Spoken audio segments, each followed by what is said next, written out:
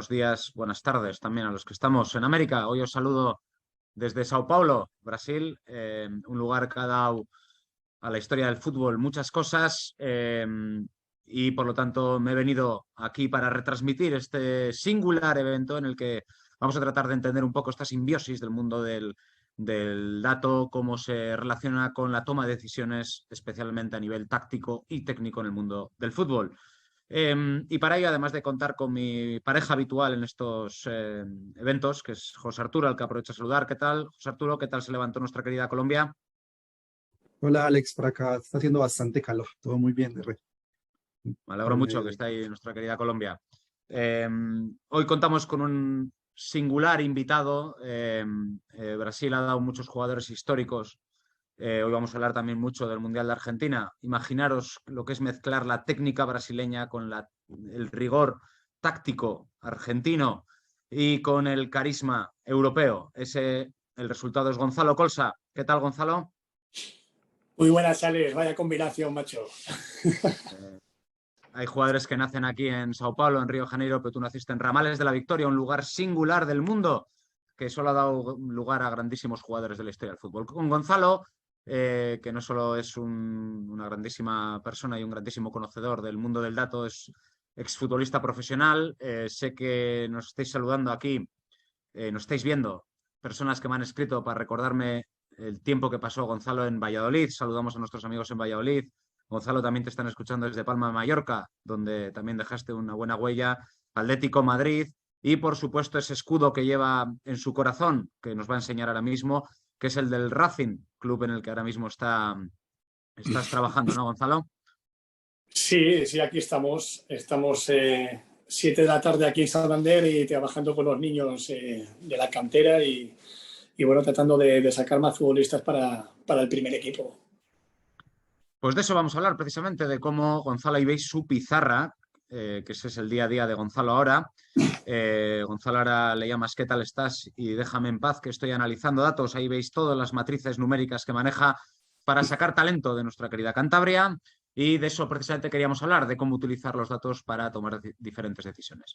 Vamos a descomponer esta sesión en 3 bloques. En la primera parte vamos a utilizar una API, un lugar donde se pueden descargar datos de manera gratuita, que lo vamos a utilizar un poco para entender el poder de la visualización, para entender lo que está ocurriendo en un campo de fútbol. Enseguida iremos a ello. Y cerraremos, después de haber explicado, digamos, esa parte como más metodológica, con, como siempre, nuestro compañero José Arturo, que está a la última, nos ha traído ya los mismos gráficos del Mundial y vamos a entender realmente por qué se han pagado 121 millones por Enzo Fernández, o por qué Leo Messi fue tan diferencial. De todo eso vamos a hablar. Así que nada, sin más dilación, vamos como siempre a empezar compartiendo pantalla. Creo que ya la estáis viendo ahí.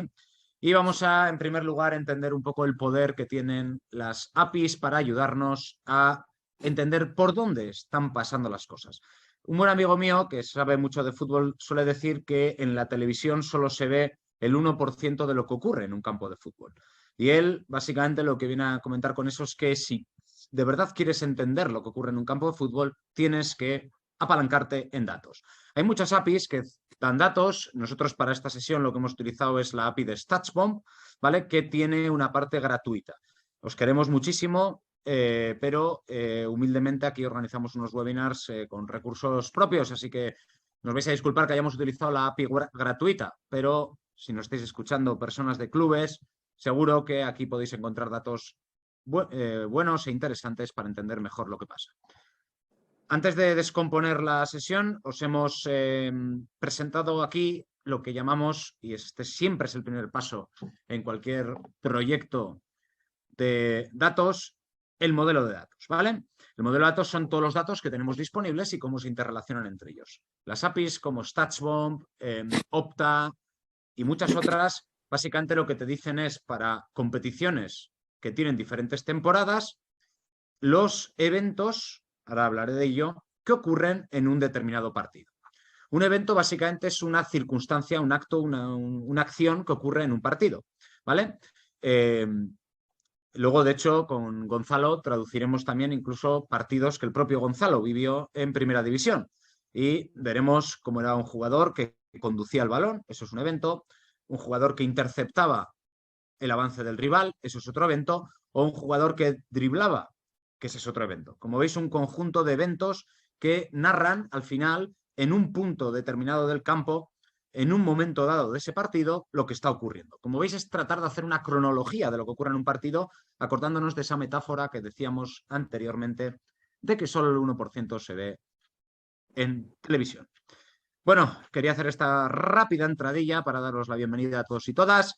Como sabéis, tenéis ahí en el chat cualquier pregunta que nos queráis trasladar. Vamos a tener este diálogo con Gonzalo y luego con José Arturo y finalmente iremos atendiendo vuestras preguntas. Vamos a empezar primero de todo viendo aquí, Gonzalo, la evolución de un jugador que ha marcado mucho de lo que ha ocurrido en los últimos años, que es Leo Messi. Aquí vemos cuando empieza y vemos cómo va evolucionando. Si tuvieras que, Gonzalo, que destacar un poco el impacto que ha tenido Leo Messi en el mundo del fútbol, sabiendo que aquí nos escuchan muchos argentinos y teniendo esto aquí como referencia, ¿sí algún aspecto que podríamos empezar destacando? Bueno, pues la verdad que yo creo que está todo hablado de Leo. Tuve la fortuna o la mala suerte de compartir muchos partidos, de tener que estar corriendo detrás de él.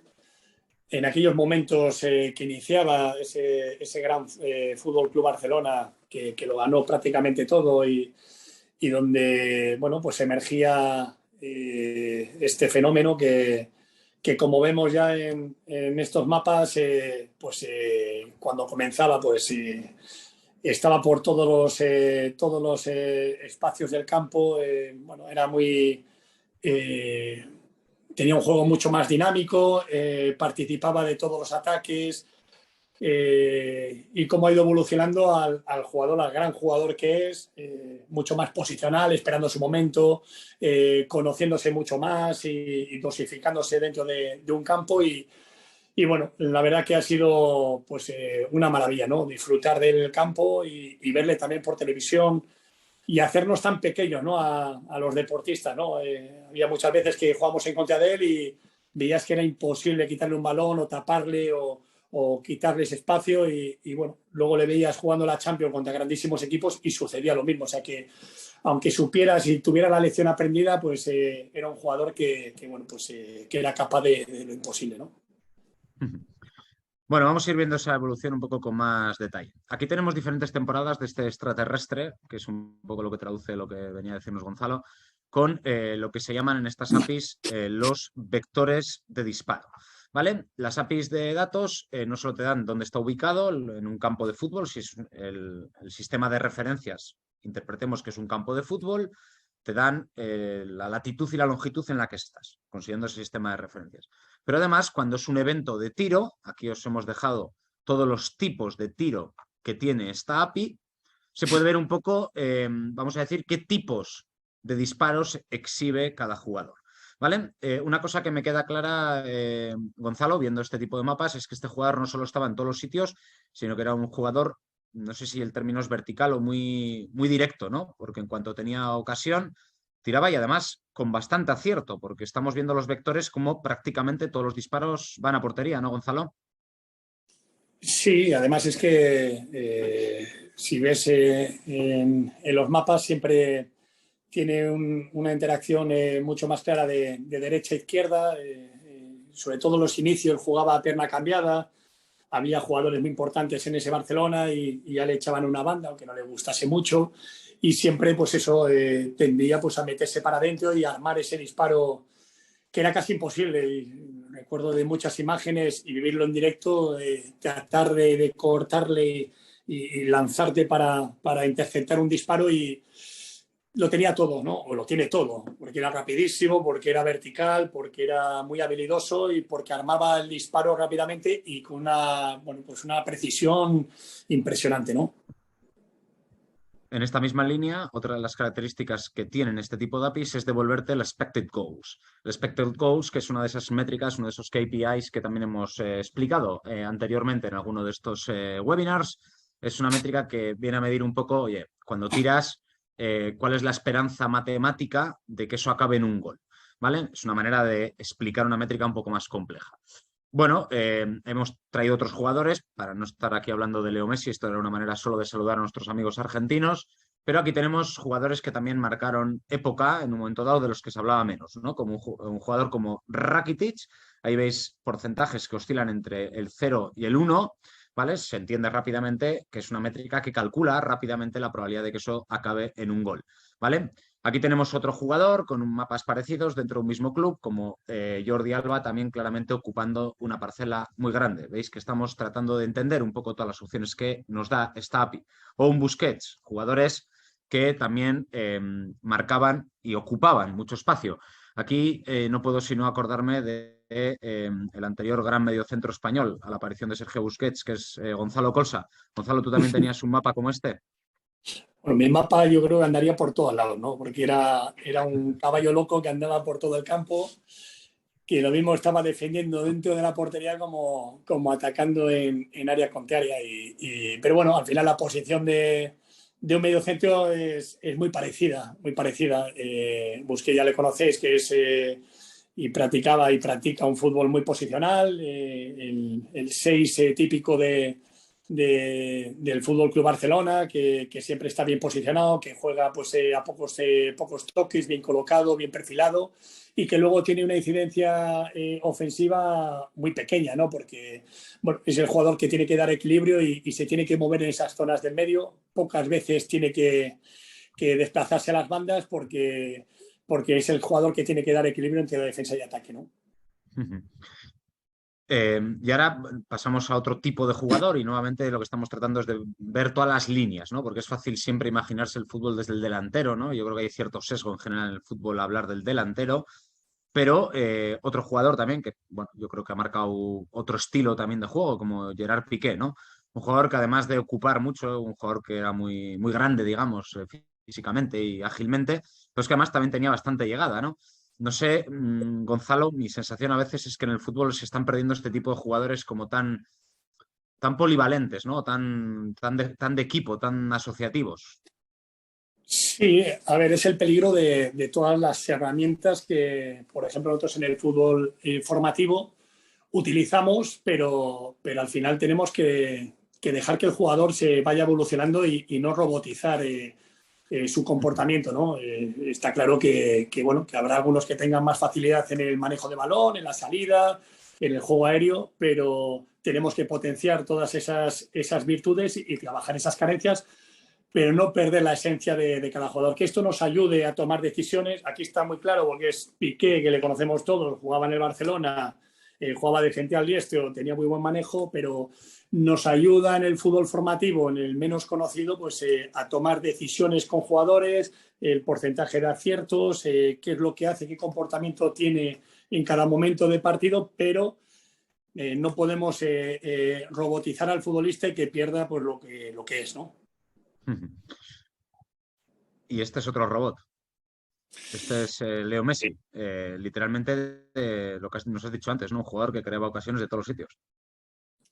Sí, sí, por eso es el más grande y bueno, y tiene esa facilidad que luego llegar pues hay muchos jugadores que llegan y que tienen ocasiones, pero finalizar como lo hacía y esa efectividad tan grande, muy pocos futbolistas lo han tenido ni lo van a tener porque bueno, por suerte o por desgracia lo que decía, no lo he sufrido y sé de lo que hablo y ha sido una gozada pues compartir tantos minutos y ver tantos partidos y tantos goles, ¿no? Nos está preguntando la audiencia que cómo hemos conseguido los datos de futbolistas concretos. En la API de StatsBomb, en el modelo de datos que comentaba al principio, pensad que en un partido al final, un partido de fútbol, es un sistema de juego multiagente donde intervienen 11 contra 11. En la API te da, tanto a nivel de agente, de jugador, como a nivel de partido, todo lo que ocurre. ¿Vale? Y por lo tanto lo que hemos hecho es descargar, concretamente Messi es el 5503, que el código nos lo sabemos de memoria de tanto analizarle, ¿vale? Pero tenéis todos los futbolistas. De hecho, enseguida vamos a ver también mapas de otros futbolistas. Luego os dejaremos también todo esto a vuestra disposición, así que no os preocupéis. Vamos a hablar de otra cosa que nos gusta mucho y que también con Gonzalo he compartido muchos años, que es los tándems, ¿no? Yo creo que Gonzalo, otra de las cosas que dejará ese Barça de Guardiola para la historia es la complementariedad de los roles. Ahora vamos a hablar un poco de los roles en el mundo del fútbol actual, que es un tema que personalmente me interesa mucho. Y ahí vemos dos jugadores que se complementaban muy bien, que son Xavi y Iniesta. Yo me imagino, Gonzalo, que jugar contra ellos, que ahora te vamos a ver a ti jugar contra estos dos, era como el día que te iban a poner el examen más difícil en el colegio, ¿no? Pues mira, al principio te hace mucha ilusión jugar contra el Barcelona, pero llegó un momento que era un sufrimiento, ¿no? Y casi lo descartabas porque sabías que iba a ser imposible y la paliza física que te ibas a meter, pues ibas a tardar bastantes días en recuperar. Xavi y Iniesta han sido el ejemplo de lo que era el Barcelona de aquella época, posicional, de manejo, de tener paciencia, de meterle velocidad.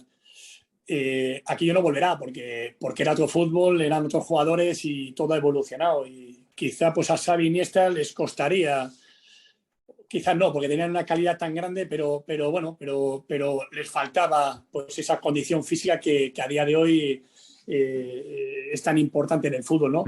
Pero eran jugadores que tenían un manejo tremendo, que era muy difícil quitarles el balón, que te la escondían, que se giraban rapidísimo, que, bueno, la verdad que era una gozada también verles y sufrirles, ¿no? Se me olvidó decir al principio que fuiste campeón sub-20 con Xavi, ¿no?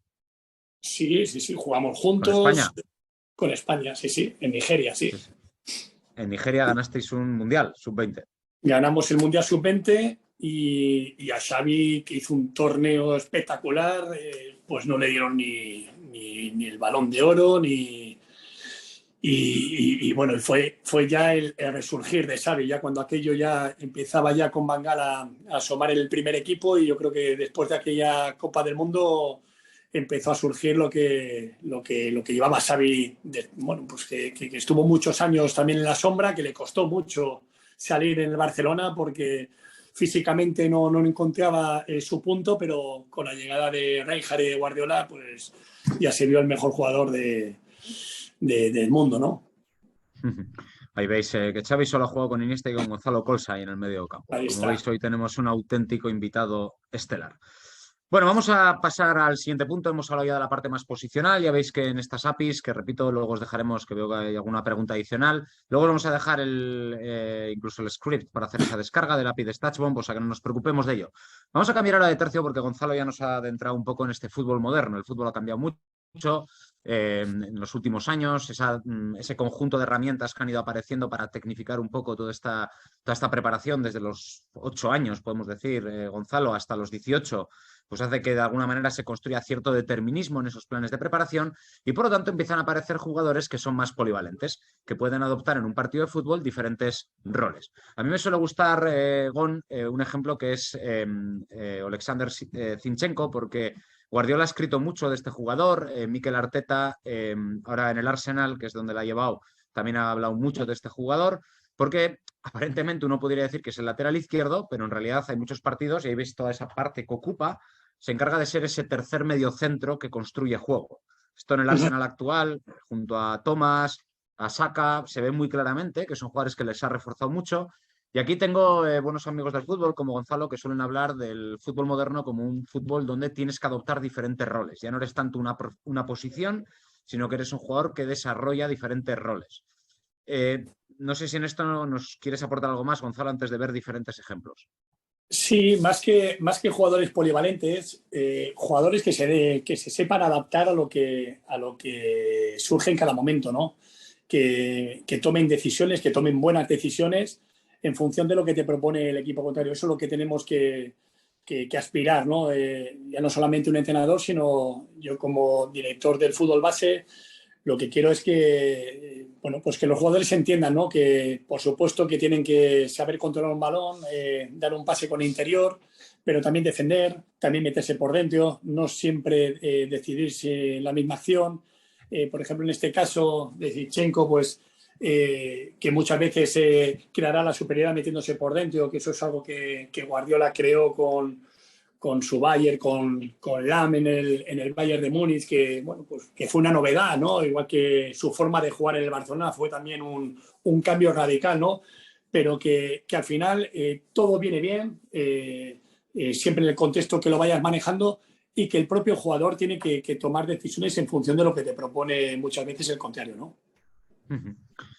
Esto es un tema bastante interesante porque nos consta que hay muchas academias de desarrollo de talento. Gonzalo es actualmente el que está haciendo esta labor en un club histórico en España, el Racing de Santander, su querido Racing de Santander, que en ese espacio que quiere devolver a la cima del fútbol, está apostando mucho por todo esto, ¿no? Por desde pequeños, y fijaros cómo ha enfatizado Gonzalo esa idea de enseñarles ya este factor contextual, si me permitís el término, ¿no? Entender cómo es el rival y entender que tienes que adaptarte y no ser una cosa, tienes que saber adaptarte. Y en ese sentido, ahí han salido en los últimos años, aquí os voy a dejar mi parte más académica, porque estoy muy metido ahora en este mundo del fútbol y el dato desde una mirada más científica. Están saliendo muchos artículos donde se habla un poco de precisamente lo que nos decía Gonzalo, ¿no? De lo que es lo interesante que es saber cómo se va a desempeñar tu rival, cómo adaptarte y sobre todo cómo ganar en superioridad sabiendo cómo juega tu rival, ¿no? Incluso hay, Gonzalo, otro tema que a mí particularmente me interesa muchísimo, también en cualquier contexto empresarial, que es la composición de un equipo, ¿no? Yo creo que el paradigma de esto es el Madrid de los Galácticos o el Paris Saint-Germain actual, que esto no va solo de coleccionar piezas estelares. Yo entiendo que la combinación también necesita otros tipos de jugadores que cubran lo que las grandes estrellas no saben hacer. Yo entiendo que esto, no sé cómo bautizarlo, pero el fútbol es algo más que juntar piezas, ¿no, Gonzalo? Sí, sí, hombre, es fundamental. Igual que la labor de un entrenador, que tiene que ser en equipos de estos de profesionales o de grandes estrellas, de no solamente tener un plan y saber llevarlo a cabo, sino gestionar un vestuario, ¿no? Que cuando está lleno de egos, ahí no hay datos posibles, ¿no? Al final es manejar situaciones, manejar egos y muchas veces, por mucho que quieras, es muy complicado. Aquí en el fútbol base, por ponerte un ejemplo más terrenal, también nos pasa, ¿no? Que hay jugadores que son proyectos, ¿no? Que creemos que tienen un futuro esperanzador en el club, pero por supuesto que tienen que estar rodeados de soldados, ¿no? Que al final un equipo se forma no solamente de 11, sino de 18 o 20 jugadores, que lo que tienen que hacer es aumentar la competencia entre ellos y sacar el máximo rendimiento individual de cada uno, ¿no? Y cada uno tiene luego su labor, y habrá gente que tenga que convivir siendo un cuatro y jugando de central, y son necesarios, y que entiendan que su labor es importante, no querer y pretender pues ser otra cosa de la que pueda llegar a ser, ¿no? Y al final combinar todo eso es la labor de un entrenador y un director de cantera, ¿no? El manejar ciertas situaciones, ciertos egos también que ya se empiezan a generar, y que todo el mundo sienta que es importante dentro del contexto que se mueve, ¿no? Bueno, muy interesante este punto. No es este el webinar en el que vamos a desarrollarlo, pero yo creo que, dado el interés que tiene un poco esa gestión del talento especializado, merece que algún día lo detallemos. Pero vamos a pasar a un último capítulo antes de dar paso a lo que ha ocurrido en este mundial. Como veis, estamos en esta primera parte introduciendo, permitidme, algo así como la base científica de todo lo que subyace. Y para ello hay otro paper que Gonzalo y yo hemos explicado en muchos sitios, que es el análisis de grafos, ¿vale? En nuestro canal de YouTube vais a encontrar varios vídeos en los cuales hemos utilizado esta formulación matemática que voy a explicar brevemente y luego veremos algunos grafos. Y uno de los primeros artículos que empezó a utilizar la teoría de grafos para entender cómo era un equipo es este, en el que se analizaba la final del Mundial de Sudáfrica, donde, como veis aquí en la esquina superior izquierda, ahí veis a la derecha el grafo de España y aquí a la izquierda veis el grafo de Netherlands, de los Países Bajos. Fijaros cómo, básicamente, los Países Bajos, si superponemos este grafo sobre el de España, prácticamente era un grafo construido para anular a España. Era la España construida a partir de esos jugadores que decía antes Gonzalo, tan asociativos del Fútbol Club Barcelona. Pensad que el mediocampo de esta España era Busquets, Xavi, Iniesta, más Xavi Alonso. O sea, era pura combinación, era puro juego asociativo, que a veces también esa tanta horizontalidad a veces te aburría, pero bueno, funcionó un tiempo, ya veis que no sé si para los tiempos modernos, como nos ha pasado en el último mundial, ha funcionado. Pero bueno, esto es otra cosa. Como veis, el grafo nos sitúa a los jugadores en un determinado contexto, ¿vale?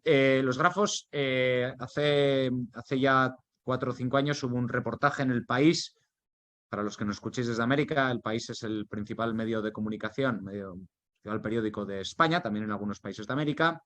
Y había una tribuna de opinión que hablaba de que hay muchos clubes ya que tienen un científico de datos, una científica de datos en sus banquillos. Básicamente venía un poco a explicar esto. La ciencia de redes empieza a proporcionar un nuevo enfoque, un enfoque que permite entender cómo se asocian los rivales. El álgebra de grafos, que es lo que vamos a ver ahora, en realidad es una disciplina que nace, esto yo lo explico en la universidad en álgebra, en primero de carrera, porque en realidad te permite ver una realidad a partir de cómo se asocian los jugadores, ¿vale?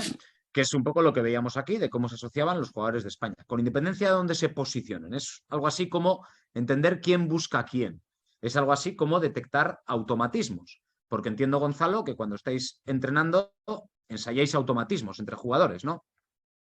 Sí, sí, sí, está claro. Está claro que esa es la clave también. O sea, la parte del entrenamiento es preparar al equipo, preparar situaciones que luego se vayan a dar en un partido y luego tener tu plan.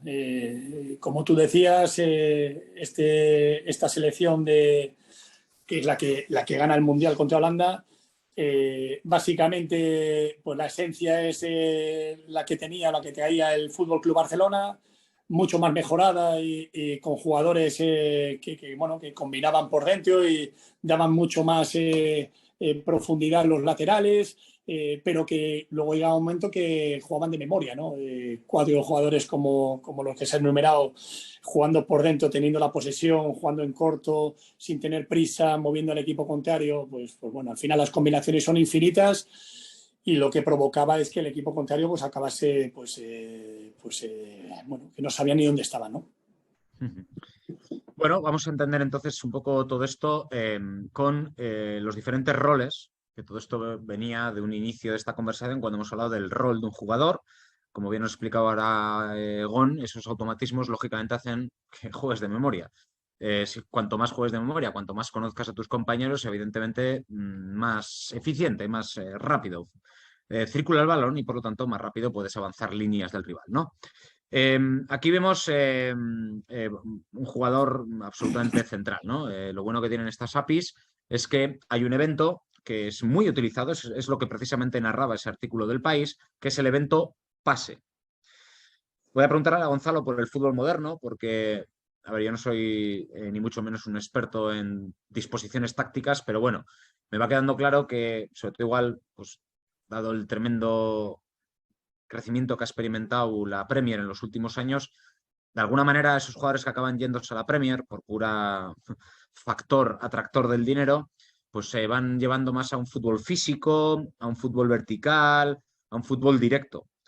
No sé si este tipo de técnicas que analizan más los pases, Gonzalo, pues claro, deberían ser complementadas de alguna manera con esos otros análisis de la verticalidad o de la dirección en el fútbol. No sé si observas ese mismo patrón. Sí, sí, hombre, hay que tener en cuenta el contexto donde te mueves y es totalmente es diferente el fútbol en la Premier que la Liga Española. Fuera parte bueno, que el talento se haya marchado y que allí, pues bueno, pues se pague muchísimo y que cueste retener talento aquí en España, ¿no? Pero sí es verdad que el contexto donde te muevas te marca todo. O sea, aquí es mucho más posicional, más táctico, más de esperar a ver qué es lo que te propone el contrario para contrarrestar. Y en cambio la Premier es todo mucho más directo, de golpear, de llegar, contra más llegues mucho mejor. En cuestión de minutos puede haber varias ocasiones seguidas y es lo que ha habido siempre, porque antes se jugaba pues igual mucho más directo y más por el aire, pero también era un fútbol más físico, más de ocasiones, y ahora pues bueno, pues han ido entrenadores, no solamente jugadores muy buenos, sino también entrenadores muy buenos, que eso es lo que ha hecho que la Premier ahora esté marcando la diferencia y que, bueno, pues que sea atractivo ver un partido, no como aquí en la Liga Española, que cada vez pues bueno, pues vemos que hay un poco más de vacío, ¿no? ¿Tú crees que un equipo como el Guardiola Barcelona 2009-2010, hoy sería campeón de Europa? Pues podría Vamos a ser, verlo aquí. podría ser porque yo todavía, bueno, Mbappé puede ser un jugador que marque la diferencia en los próximos años, ya lo está marcando, pero bueno, pero es que Messi en aquella época era diferenciador, era buenísimo, era lo que necesitaba un Barcelona tan posicional que al final, pues en esos metros finales aceleraba, ¿no? Que es lo que no ha tenido en los últimos años, porque Messi va cumpliendo años, porque ya le tienen muy estudiado y porque dependías el juego de esas dos, tres cositas que al final, pues bueno, pues que todos los equipos estaban preocupados de contrarrestar, ¿no? Pero yo creo que sí, yo creo que sí. A mí no he visto un fútbol tan vertical, tan rápido, tan posicional, tan de manejo de balón como aquel Barcelona, que es el que echa de menos ahora Xavi, que ya poco a poco lo va encontrando. Encima combina esa parte sin balón que están en el día a día. O sea, cuando pierdo el balón, rápidamente tengo que ir a recuperar y si puede ser cerca del equipo del área contraria, mucho mejor, ¿no? Pues muy interesante esto que estaba comentando ahora Gonzalo, porque efectivamente el grafo es un poco lo que viene a describir. Ahí veis este jugador, ¿no? Digamos, no está en esa parte de construcción del juego. Recordemos que estamos analizando solo uno de los tipos de eventos que devuelven estas APIs de eventing, que es el pase. Estamos estudiando un factor del juego, que es la parte asociativa, ¿vale? Gonzalo ahora perfectamente nos explicaba cómo, claro, luego a veces la asociación está bien para llegar hasta campo contrario, pero luego tienes ya que marcar esa diferencia, sobre todo cuando hay una defensa más estática, ¿no? Clarísimamente se ve a lo largo de los años como Messi ha sido un jugador que ha sido buscado, pues básicamente, o sea, aquí veis sus mejores amigos, ¿no? Estos que veis aquí cerca, es un poco, pues ahí veis a un Xavi, aquí veis al Gran Cesc, a Jordi Alba, bueno, pues esos jugadores que estaban ahí tratando de construir, pero luego, cuando había que acelerar, llegaban hasta Leo Messi. Y esto ha pasado durante muchos años, que ya veis que él siempre se rodeaba de esos jugadores. Este es el poder que tienen los grafos, que evidentemente años después, pues todo casa. Claro, lo interesante de esto es anticiparse a futuro detectando esos patrones de juego que todavía no conocemos. ¿Vale? Y aquí veis el primer Messi. Veis que todavía es un Barcelona, con el paso de los años se va haciendo más denso el grafo, ¿no? Cada vez hay más asociación. ¿Vale? Esos entrenadores que han ido pasando, pues fomentaban un poco eso. Veníamos de este 2008-2009, donde ya veis que todavía el grafo no era tan denso. Bueno, vamos a ir terminando, llevamos 30 minutos ya de conversación. Muchas gracias, Gonzalo, por compartir con nosotros y traducir todas estas métricas de fútbol a la vida real. Y vamos a hacer ahora una siguiente traducción. Vamos a introducir a este diálogo a José Arturo, que ya se está desmuteando, porque José Arturo te ha traído ahora otros regalos. Gonzalo, ¿vale? Vamos a organizar ahora lo que nos queda de minutos con un poco de actualidad, porque el mundo del fútbol actualmente vive todavía de lo que ha pasado en el Mundial. En Argentina todavía tú hablas con un argentino y todavía te sigue hablando del Mundial, es lo que tiene. Entonces vamos a tratar de entender un poco qué es lo que ha pasado y algunos datos. ¿Vale? José Arturo, así te parece, vamos a hacerlo así con breves intervenciones y le vamos a ir pidiendo traducción a Gonzalo. Listo, perfecto. Digamos que lo primero, y un poco en lo que los venía escuchando, lo que se vio mucho en el Mundial. Aquí replicamos varios de los análisis que ya se habían hecho, entonces para que tengamos como ese contexto. Pero digamos que a nivel de la organización espacial o de la distribución espacial de los jugadores en el campo, vemos algo que, al menos para las tres selecciones, ¿cierto? Las dos que llegaron, digamos, a la final y la que se veía como más opcionada a llegar a la final, que era Brasil, ya lo discutimos en la sesión pasada, destaca mucho el juego vertical y destacan muchísimo las bandas, ¿cierto? Hay una posición muy fuerte por bandas y los tres equipos dependen de esos jugadores que se desempeñan, digamos, en las bandas, ¿cierto? Entonces, digamos que esto fue algo que se vio bastante durante el Mundial y que se refleja también en la información que hemos podido recopilar a nivel de eventos. Algo en lo que se empiezan a diferenciar y que también es muy particular es que, bueno, o en lo que se asemejan y en lo que se diferencian, ¿cierto? Se asemejan mucho en ese ejercicio vertical por bandas y en que tienen mucha capacidad de generación de ocasiones en distintos lugares del área, ¿cierto? Los puntos moraditos, digamos que son disparos a portería y los puntos amarillos son goles efectivos, ¿cierto? Entonces vemos que, por ejemplo, Francia es la que genera mayor número de oportunidades, ¿cierto? Pero vemos que todas tienen como esa capacidad de generar oportunidades desde distintos lugares del área. Con algunas distancias es que Francia parece que se concentra más en el área, Brasil y Argentina tienen más capacidad de disparo, por ejemplo, de media distancia, ¿cierto? Entonces es algo bastante particular. Dale, Alex.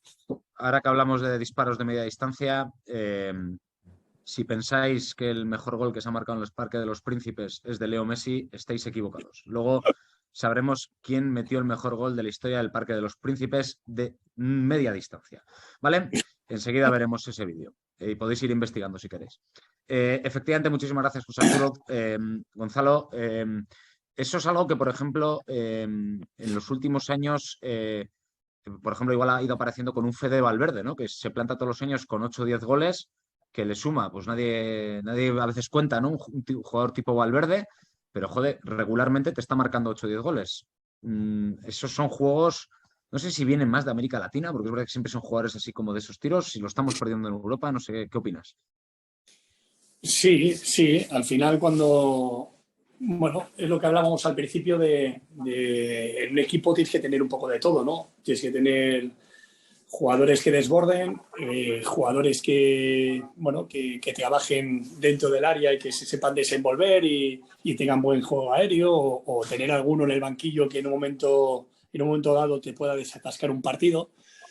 Pero cuando tienes equipos que se te cierran atrás, que están metidos, que están defendiendo, que se encuentran cómodos defendiendo, pues metidos en su área, pues claro, que aparezca un jugador que venga en 3 cuartos y finalice una jugada y que acabe en gol y desatasque un partido y te lo abra, pues eso es gloria, ¿no? Se paga muy caro jugadores de ese tipo y que encima luego tengan esa capacidad de trabajo y de desborde como tiene Fede Valverde, que creo que es un jugador muy, muy completo.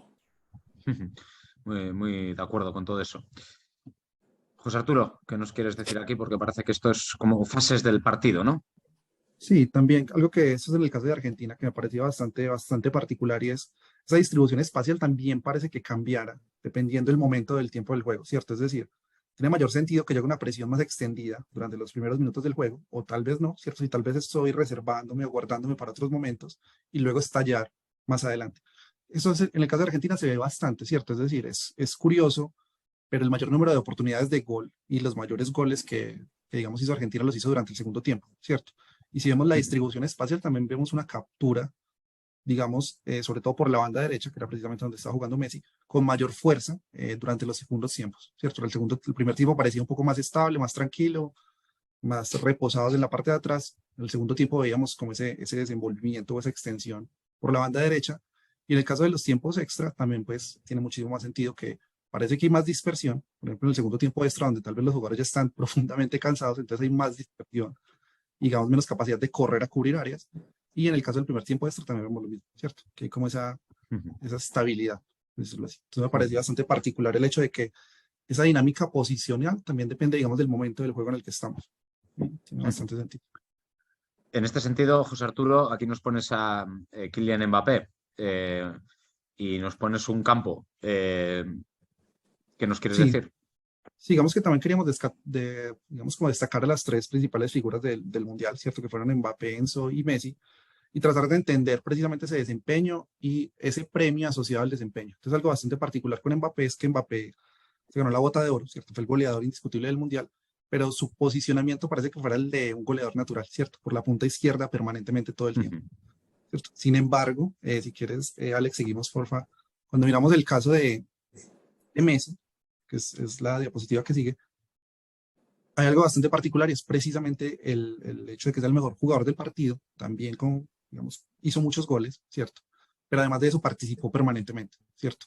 Se movió por un área mucho más amplia, dio más pases, dio más asistencias, también hizo goles y hizo disparos desde media distancia. Era algo también que veíamos de Argentina que pasó bastante durante el Mundial. Y Y este jugador que bebe de las técnicas de Gonzalo Colsa, ¿qué hizo? digamos que en el caso de Enzo Fernández también, Enzo Fernández fue el mejor jugador joven digamos, del Mundial. Algo que vamos a ver un poquito más adelante es, no solamente fue el principal socio de Messi, es decir, la mayoría de los balones que recibía Messi venían principalmente de dos jugadores que eran De Paul y Enzo Fernández, sino que también fue el socio como de todo el mundo, ¿cierto? Y ese ser el socio de todo el mundo, digamos, esa posición bien guardada en la parte de atrás, ¿cierto? Como un 5 muy puro, pero también ese desplazamiento por la banda derecha buscando esa asociación permanente con Messi, ¿cierto? Entonces, ¿está justificado los 120 millones de dólares? No lo sé, pero digamos Sí. que hizo un mundial Es, bastante es, espectacular. es muy interesante el caso del fichaje de Enzo Fernández. Tengo algún amigo que se dedica al scouting, Gonzalo, que fíjate, Gon, que no cuestionan el precio. Bueno, hay muchos temas contables incluso que explicar, ¿eh? Porque le han hecho un contrato a muchos años, la amortización en el impacto en las cuentas del Chelsea va a ser muy gradual. Bueno, quitando el tema contable de la ecuación, pero han pagado prácticamente el doble del valor de mercado que la gran mayoría de las empresas de cotización de jugadores fija. Pero no lo critican porque dicen que, dada la tremenda irrupción que ha tenido el dato en la industria de los fichajes, claro, es muy difícil hoy en día ya detectar talento temprano, ¿no? Tienes que adelantarte a todos los demás. Entonces dicen que se van a dar cada vez más fichajes tipo el de Enzo Fernández, que la gente duplique el valor con un modelo de predicción de lo que puede llegar a valer. No sé, Gonzalo, si nos estamos ya volviendo locos y todo lo va a decir un algoritmo. Pues claro, es que es complicado manejar los datos y no perder el sentido común, ¿no? Bueno, si se ha pagado como tú dices, será por algo y porque lo tienen bastante controlado y aparte del pedazo mundial que se ha hecho este chico, ¿no? Pero sí es verdad que esto ya está desbordado, ¿no? Que no sé dónde está el freno porque son cantidades que se nos escapan ya de las manos. Te decía antes, ¿no? Cuando estábamos preparando todo esto, en mi época hablábamos de 121 millones de pesetas, ya nos parecía una barbaridad, ¿no? Ahora lo que se maneja son cantidades enormes, pero sí es verdad lo que estabas diciendo, que es que cada vez cuesta más, porque hay muchísima gente, muchísimas herramientas buscando talento. Y para encontrarlo, pues siempre hay alguien que se ha adelantado y o lo pagas con una base de estas cantidades o es difícil, ¿no? Sí, el propio fichaje de Hendrik por el Madrid, 60 más 5 creo en variables, Uh -huh. un chico de 16 años, bueno, nuevamente, esa gran industria del dato en el scouting, parece que nadie lo discute, o sea, te dicen que incluso es barato, para lo que Sí. dicen que va a llegar a ser. O sea, con 16 años, que entiendo que en el camino hay numerosos elementos del azar que pueden ocurrir, que se rompa el ligamento con 17 y ni siquiera llega a Uh -huh. Madrid. A mí me llama la atención, Alex, me llama la atención y además que es algo un modelo que deberíamos replicar. Ahora, visto cómo está el mercado y cómo está la Premier, que pagan por todo y unas barbaridades de dinero, es replicar el modelo del Benfica o del Oporto, que llevan muchísimos años rescatando talento de Sudamérica, muchísimos delanteros bueno, que han triunfado luego a nivel europeo y a nivel mundial. Y mira, pues no es el primero ni será el último, ¿no? Seguro que tiene una lista de jugadores sudamericanos, argentinos, uruguayos, y ya tendrán el siguiente Enzo y dentro de unos años venderán otra vez por 70, 80 millones. Y es lo que tenemos que hacer también aquí en España, ¿no? Intentar replicar eso porque contra la Premier ahora ya no podemos pelear, ¿no? Muy interesante, ciertamente, cómo va a evolucionar estos temas de mercado. Disculpa, José Arturo, pero nos has provocado hablando de Enzo, así que nos hemos puesto aquí. Vamos a coger tres jugadores argentinos. José Arturo, Sí, sí, que también tiene mucha relación con Argentina, y aquí tenemos a De Paul, jugador del Atlético de Madrid, Leo Messi, jugador del Paris Saint-Germain, y Enzo Fernández, actual jugador del Chelsea, anteriormente en el Benfica. ¿Qué nos quieres decir? sí, digamos que acá lo interesante de Paul, de Messi y de Enzo es que era como el núcleo de colaboración más fuerte dentro de Argentina. Es decir, la pelota pasaba alrededor de los pies de Enzo, de Paul y de Messi, y se daba como una especie de triangulación permanente entre esos tres perfiles, ¿cierto? Lo veíamos un poco a través de los gráficos de dispersión de Messi y de Enzo, pero también desde la vista de donde De Paul daba la mayor número de pases, donde buscaba, digamos, más oportunidades de juego, era siempre buscando a Messi, ¿cierto? Hay un meme por ahí muy famoso de la pelota siempre a Messi o pasársela siempre a Messi, no lo recuerdo, pero digamos que se evidenció durante el Mundial, ¿cierto? Eso fue, digamos, los tres jugadores que más colaboraron dentro de Argentina. Y aquí tenemos los grafos que hablábamos anteriormente, que felicitarte, José Arturo, porque estas son visualizaciones que yo personalmente apenas he visto tras el Mundial, que hablábamos anteriormente un poco de entender ese estilo asociativo, y aquí se ve clarísimamente lo que nos decías anteriormente, ¿no? Dejando los mapas posicionales, ya veis que hemos hecho primero una introducción, vamos a decir, más científica de para qué sirve. Ahora estamos yendo a la radiante actualidad, ¿no? Y ahí estamos viendo el centro del campo, Enzo de Paul, que fundamentó mucho de ese bloque sólido que fue construyendo Argentina. Con el paso del tiempo vemos esos laterales de desborde, que también nos decía anteriormente Gonzalo, de ese fútbol que lo precisa. Y no sé aquí, José Arturo, ¿qué nos querías destacar? Sí, digamos que rápidamente en las dos gráficas, la gráfica de la izquierda, donde tenemos, digamos, el mapa de toda la distribución de pases y de búsqueda de pases de profundidad, vemos que muchos parten precisamente del lugar donde juegan superiores, ¿cierto? Es decir, muchas de esas líneas se originan en este punto concentrado verde, ¿cierto? Que indica una mayor densidad de pases en el momento. Y además parten en la mayoría de las oportunidades hacia la derecha, ¿cierto? Estamos buscando, son pases en profundidad o son pases que buscan directamente a Messi. Eso lo vemos a partir también del análisis de grafos que estabas mencionando, ¿cierto? Casi siempre hay una conexión entre Enzo Fernández, Messi, De Paul, y a partir de Messi se distribuye juego, digamos, a lo que son, mira, un Di María, un Julián Álvarez, ¿cierto? Entonces, digamos que siempre se da permanentemente como ese ejercicio de alineación. Algo que es particular, que también vamos a ir viendo en los grafos, es cómo se van desplazando, ¿cierto? Que si nos damos cuenta, con Argentina pasa algo bastante particular, es que inicia durante el Mundial como con una formación un poco más conservadora. O tal vez o digamos que van tomando mayor confianza a medida que iba avanzando el Mundial. Que entiendo que aquí le estamos viendo. Este es el partido contra México. Contra México. Sí. Este es el partido de Polonia, ¿puede ser? Sí, mira, en el caso de México y digamos de Arabia Saudita todavía hay como cierta estabilidad, ¿cierto? Como que parece que se distribuye de forma semejante. Pero en el caso de Polonia, mira que ya tenemos un desplazamiento. Estas son las posiciones promedio de los jugadores, por decirlo así. Qué bueno. Sí. Sí, aquí se ve claramente. Y por cierto, el flaco Di María, que eso se le veía mucho, ¿no? En muchas jugadas, como acaba descolgándose. Gonzalo, en esta imagen tengo otra de esas cosas así que voy viendo en el fútbol. ¿Está muriendo ese 9 de toda la vida? Sí, bueno, depende. Por ejemplo, antes veíamos Francia como donde bueno, tenía su área de acción, los remates, y eran todos dentro del área. Tenía un 9 típico, Giroud, que es un delantero referente, rematador, que siempre está en el sitio preciso. En el Barcelona, por ejemplo, me acuerdo Guardiola cuando bueno, nos sorprendió con ese falso 9 que trastocaba los planes de todos los equipos, ¿no? Los centrales esperando al delantero que te sirviera de referencia y en cambio pues te meten un hombre que viene a recibir, que está siempre en movimiento y que te genera muchísimas dudas para saber si salir, entrar, quedarte. Bueno, pues yo creo que bueno que en la Argentina de este Mundial ha pasado muy parecido, ¿no? Leo siempre, además le ves lo que hablabais antes, ¿no?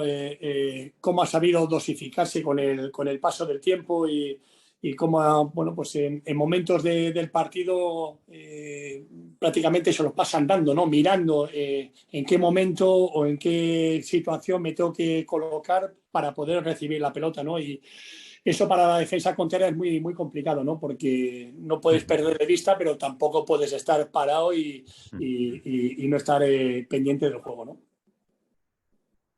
Bueno, es muy interesante todo este análisis porque el mundo del 9 creo que va a tener evolución. Antes de seguir en esta línea que nos decía Gonzalo, José Arturo, muy rápido, tenemos una pregunta de nuestros seguidores que nos dicen a ver con qué lenguaje has hecho estas representaciones gráficas. En este caso, con Python y R, tuve que combinar las dos para distintas cosas porque a veces uno no lo resuelve de una sola manera. En la primera parte, que esa parte la hice yo mismo, eso está hecho todo en R más Python para el scrapping, ¿vale? Y la descarga de la API, que esa combinación, efectivamente, cada lenguaje tiene su propuesta de valor. Hay una pregunta también de la audiencia preguntando por el valor de mercado de Iñaki Williams, lo dejamos para el final, porque es un gran enigma de la humanidad. Aquí tenemos ya cómo vamos llegando a la final, va evolucionando esa Argentina siguiendo un poco lo que decíamos. Y aquí vemos una final, bueno, pues donde Julián, Lautaro, Leo, Ángel Di María, pues construyen un poco eso.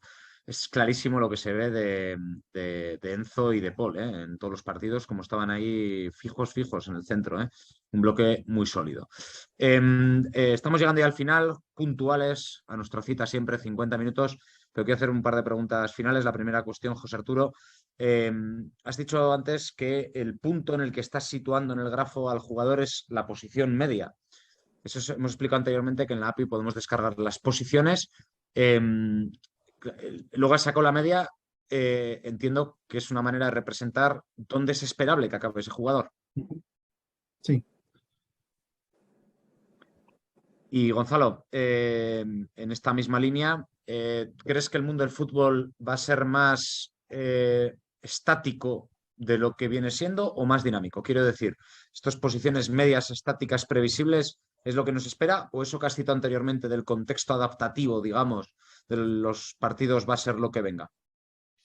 No, yo espero que se utilice y sirva para mejorar al futbolista y luego anticiparle lo que puede pasar en un partido, ¿no? Y el comportamiento del equipo contrario, el comportamiento de nuestro propio equipo y que a partir de ahí que no se pierda la esencia del futbolista y que empiece a tomar decisiones siempre, pues bueno, pues acompañado de un buen entrenamiento, de automatismos y de un plan de partido bueno, que realmente vaya a pasar, ¿no? Bueno, pues dejo de compartir mi pantalla para adentrarnos en los 5 o 10 minutos que siempre dejamos para preguntas. La primera pregunta ya la he respondido yo mismo por no meter en un compromiso a mi querido amigo Gonzalo Colsa, que es cuánto vale Iñaki Williams. Ni idea, pero si alguien lo sabe, que puede participar y entrar en directo en nuestro Twitch. Eh, Ahí, yo siempre recomiendo una web donde se puede ver claramente, de hecho voy a abrirla para que la veamos, que es FBref, que es una web donde salen muchos estadísticos de futbolistas y encima lo muestra de manera posicional. Voy a empezar a compartir mi pantalla para que nos vamos a tratar de dar respuesta a esa pregunta viéndolo en directo todos juntos, ¿vale? FBref es otro de esos lugares en el que descargamos también muchos datos. Y vamos a buscar aquí Iñaki Williams, que juega para el Athletic y para Ghana, no como su hermano, que juega para el Athletic y para España. Estas cosas solo pasan en Bilbao. Aquí veis a Iñaki Williams, el delantero centro de Ghana y del Athletic, ¿vale? Y ahí le tenemos, porque para decir cuánto vale alguien, esto siempre es muy relativo, ¿vale? Lo bueno que tiene FBref es que te lo compara con delanteros con los que se puede situar en un campo, en eso que veíamos anteriormente, de una manera medianamente parecida. Y luego le vemos en percentiles, ¿vale? O sea, tú cuando dices que este jugador está en el 23%, en el percentil 23 de porcentaje de pases completados, pues hombre, no diría que es un jugador que destaque por eso. Pases progresivos, percentil 34, tampoco diría que es un jugador que destaque por ello. Sin embargo, nos podemos ir también a la lógica contraria. Es un jugador que asiste bastante, está en el percentil 73. Y es un jugador que dispara bastante, ahí lo vemos por bloques de 90 minutos, ¿no? Lo bueno que tiene FBrep es que compara jugadores, por ejemplo, de las 5 grandes ligas europeas y ahí es donde saca esos percentiles, ¿vale? Por lo tanto, yo no le pondría a este jugador como un jugador destacado en su posición de las 5 grandes ligas. Os invito a ver, pues yo qué sé, si ponéis aquí arriba, pues no sé, a un Mbappé, mismamente, pues vais a ver el animal en qué percentiles se mueve y eso que está jugando en la liga que está jugando. Pero aquí veis el animal es un auténtico paradigma de jugador. Percentiles, super percentiles el 94. Por tanto, estamos hablando de un monstruo. ¿Vale? Os invito a esta web para responderos a esa pregunta muy habitual en los foros futbolísticos de ¿qué tal le has visto? ¿O tú crees que está metiendo mucho? A ver, el mucho o poco en el mundo de la estadística es algo muy relativo porque siempre hay que compararlo con lo que está ocurriendo en otros juegos contextuales. En definitiva, por responderte, querido amigo Abel, yo te diría que os podemos regalar a Iñaki Williams. Si queréis, te lo cambio por Julián Álvarez, ¿vale? Ya le hacemos de Guernica rápidamente. Bueno, hay aquí otras dos preguntas que voy a pasar a hacerle primero a Gonzalo. Gonzalo, has dicho en un punto, dicen en la audiencia que tienes miedo que el mundo del fútbol acabe siendo como muy dominado por la tecnología. ¿De verdad estamos perdiendo esa parte como más creativa, más intuitiva del mundo del fútbol? No, a ver, yo creo que las grandes estructuras lo saben utilizar bien. Tú al jugador no puedes venir antes de un partido durante la semana y darle 27 mensajes. Se lo tienes que dar todo muy masticado y luego preparar esas tareas que quieres que luego pues, bueno, pues, se ponga en práctica o esos automatismos que sabes que van a ser importantes dentro de un partido. Pero yo creo que ya está todo muy, muy profesionalizado, ¿no? A los entrenadores dan unos informes de no sé cuántas páginas, pero lo que queremos es, a mí tradúceme esto y dame, pues eso, las 4 líneas para luego transmitírselo yo al jugador o luego plantear yo mis tareas, mis ejercicios, pero que todo es necesario, todo es importante, pero también el ojo te tiene que decir muchas cosas y luego lo que te transmite el jugador. También hay que escuchar al jugador qué es lo que o cómo lo ve, ¿no? Que muchas veces nos perdemos en cómo nos gustaría que se comportase el futbolista y qué es lo que tiene que hacer, pero pocas veces le escuchamos también qué es lo que siente o qué es lo que está viendo, ¿no? Bueno, muy interesante. Ahí está entra ese plano de la psicología, de la inteligencia emocional, del acompañamiento a la persona. No tenemos que nunca que olvidar que el niño o la niña, cuando se adentra en estructuras de la cantera, es que son niños de 8 o 10 años. Por lo tanto, evidentemente le queda todo por desarrollar. Y bueno, pues aquí Gonzalo nos podría contar su propia experiencia, pero lo dejamos para otro webinar. José Arturo, hay otra pregunta de la audiencia que nos dice de dónde has sacado esos datos del Mundial, porque son datos más recientes. Estás muteado. También de StatBombs. Muy bien. StatsBomb es el lugar que podéis encontrar. Hay dos grandes plataformas de venting. La industria del dato se divide básicamente en dos grandes verticales. Por un lado están los eventos de lo que pasa en un partido de fútbol y luego están las plataformas de tagging, de etiquetado, de tracking, que es, pues, por ejemplo, cómo se entrena una persona, cómo se alimenta, cómo duerme. No sé en este sentido, Gonzalo, también si en edades tempranas conoces ya iniciativas de, pues eso, de monitoreo de la nutrición de un niño o de una niña, de cuántas horas duerme, si está triste, si su entorno es favorable. Bueno, tú ya conoces lo que estamos haciendo, desarrollando aquí en el Racing, porque eres partícipe y efectivamente ya no desde muy pronto, ¿no? Porque el tema de la alimentación es muy importante, pero a un niño no le pueden venir con dietas. Pero sí que tenemos controlado ya desde los 14, 15 años las horas que duermen, el estado anímico, si tienen algún tipo de molestia, el tipo de lesión. Bueno, tener todo eso controlado para la hora de tomar decisiones. Y tomar decisiones no es que continúe o no continúe la estructura, sino si el trabajo que estoy haciendo con cada jugador es el correcto, porque aquí ya vamos hilando y queremos creemos que cada jugador es un proyecto y cada proyecto pues tiene su metodología pues concreta, pero tenemos que tener datos del jugador y saber qué es lo que le está pasando para luego actuar. Y justo en esta misma línea de lo que decías ahora, para los dos, en general, si os parece, ya cerramos, que nos gusta ser puntuales. Hay una pregunta, bueno, dos preguntas, de hecho. ¿Cómo creéis que afectará el uso de datos y tecnología en el futuro del fútbol? Yo creo que con lo que nos ha dicho ahora Gonzalo, pues va un poco la línea. ¿Hay algún impacto negativo en su uso excesivo? Bueno, pues quizás perder esa parte como más intuitiva que es muy difícil modelizar en una computadora. O sea, ¿qué es estar triste? ¿Qué es no dormir bien? Eso es difícil, ¿no? O sea, lo único que puede dar ese dato es la propia persona y el sujeto, el sapiens, es una persona con altos sesgos. Por lo tanto, es un tema que yo creo que todavía le queda mucho camino. La última pregunta es, las plataformas de tracking lo que te dan es la posición de todos los jugadores y la pelota en cada instante del partido. Ese es el tracking del propio partido. Lo que hablaba también antes Gonzalo era la propia preparación, ¿no? Incluso en entrenamientos también se están utilizando mucho estas cosas. Evidentemente los clubes que tienen más dinero.